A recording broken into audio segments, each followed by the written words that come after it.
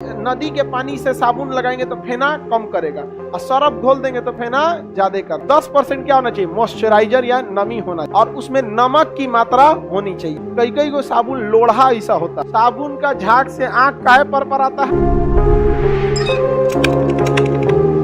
साबुन के बारे में समझिए।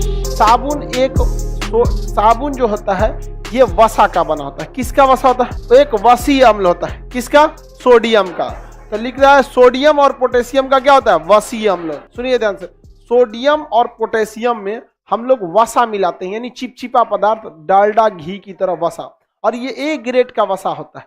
तो कहेगा कि साबुन है उच्च वसा, सामान्य वसा, निम्न वसा। कौन सा? उच्च वसा। जितना ज्यादा वसा की कैटेगरी अच्छा करेंगे साबुन उतना स्मूथ होते जाएगा। डव लगा लीजिए, साफे नहीं होता है ससुरा। एक बार हम गलती से डव लगा लिए, वो धो रहे हैं वही में फसल रहा है, हमको लगा कहीं दाढ़ी उड़ी में फसल तो नहीं है, मार पोछ मारे हैं। तब हमको समझ में आया कि ये उसके लिए है जिसके पास बहुत समय है। मार पानी मार पानी आराम। हम लोग के पास देर समय रहता है। एक नंबर है लाइफ बॉय, उससे भी मस्त है सर्फ एक्सल।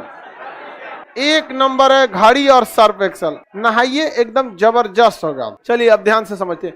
ये गधा कहाँ था सभी सब जॉन्डिस वाला? मेरी ओर ध्यान से समझिए। साबुन जो होता है सोडियम तथा पोटेशियम का सामान्य वसा होता है या उच्च वसा होता है? उच्च वसा होता है। इसी से साबुन बनता है, इसी से डिटर्जेंट बनता है।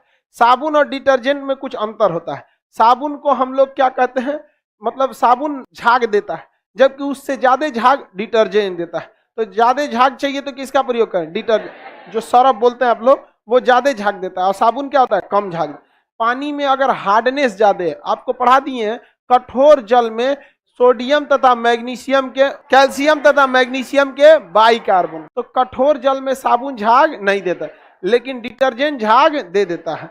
आप नदी के पानी से साबुन लगाएंगे तो फेना कम करेगा, और सरफ घोल देंगे तो फेना ज्यादा कर देगा। समझ में आ गया कि नहीं आ गया? किसी को कोई दिक्कत नहीं है? आगे बढ़ जाएं। चलिए अब ध्यान समझते हैं। साबुन तथा डिटर्जेंट जो होता है सोडियम किसके उच्च वसीय होते हैं? सोडियम और पोटेशियम के उच्च वसा होते हैं। ये झाग देते हैं। साबुन की खासियत है ये कठोर जल के साथ झाग नहीं देता है, जबकि डिटर्जेंट कठोर जल के साथ झाग दे देता है। साबुन में नमी की मात्रा रहनी चाहिए, वरना एकदम सूख जाएगा तो झाग नहीं दे पाएगा। उसमें आपको कम से कम 10% क्या होना चाहिए? नमी होना चाहिए। इसलिए देखिएगा, आप साबुन लगाने जाते हैं तो पहले साबुनवा को भिगाते हैं, देखते हैं ऐसे सीधे रगड़ लेते हैं, बखोर देगा फिर।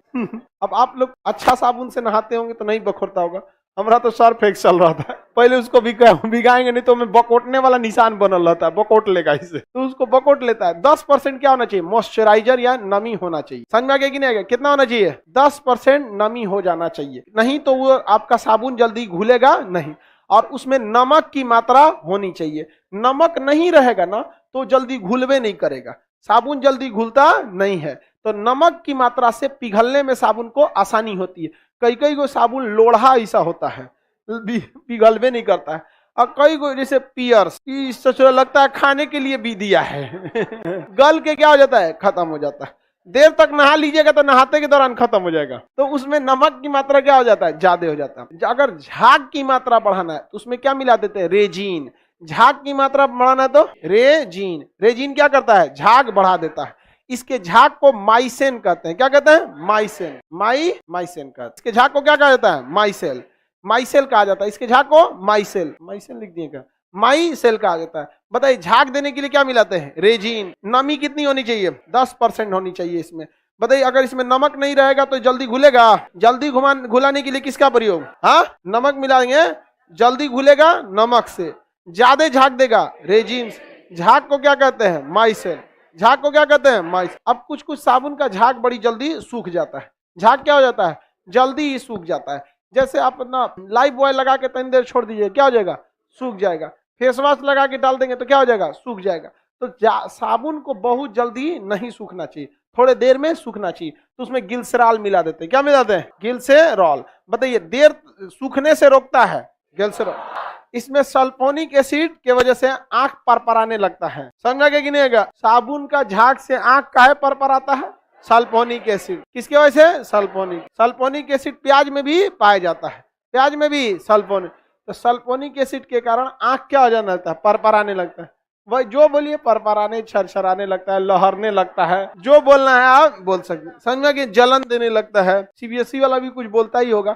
सल्फोनिक एसिड के कारण आंख क्या हो जाता है? हाँ वही परपराने लगेगा वहां पर। किसी को कोई दिक्कत नहीं। कौन सा एसिड? Sulphonic acid. साबुन कठोर जल के साथ झाग देता है, डिटर्जेंट देता है। डिटर्जेंट क्या करता है? दे देता है। कोनो पानी में डिटर्जेंट क्या करता है? झाग दे देता है। क्या कर देता है? झाग दे देता है। साबुन हो गया या डिटर्जेंट, ये किसी भी चीज के पृष्ठ तनाव को घटाकर पानी को पतला कर देते हैं।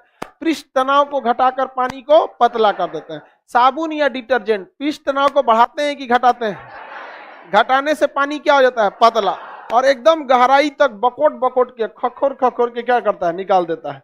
मैल क्या हो जाता है? निकाल देता है। देखते होंगे कभी कभी आप सरफ से कपड़ा धुलते होंगे, झाग एकदम काला निकलता होगा, समझ में आया कि नहीं आएगा? वैसे भी लड़का सब बहुत 1 महीना पे तो कपड़ा धुलेगा, जीन्स उतारता है और उसको टांग देता है, 15 दिन बाद फिर उसी को पहन लेता है।